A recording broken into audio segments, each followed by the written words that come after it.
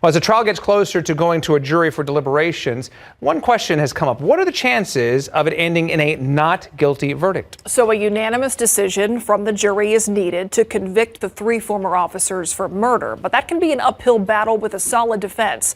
Erica Hernandez spoke to one local defense attorney who has had success in getting a not guilty verdict on a murder charge. And he breaks down what could be considered.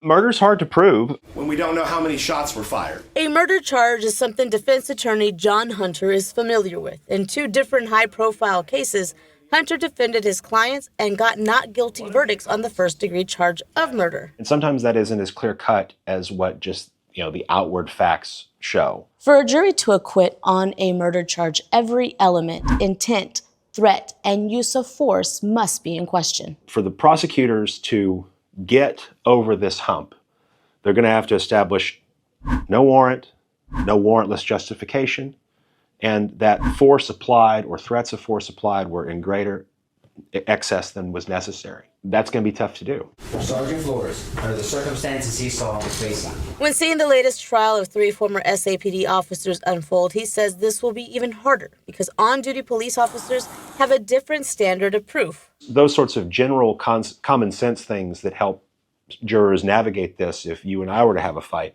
aren't going to be applicable to police officers. So your question was, how hard is it? It's going to be very hard. Whenever the case actually does get to a jury, Hunter says each verdict could be very different and not all the same. But all 12 jurors have to get to that same decision. Even people who are very critical of the police, like myself, recognize most police officers are very good people. 1 officer is hard to prosecute.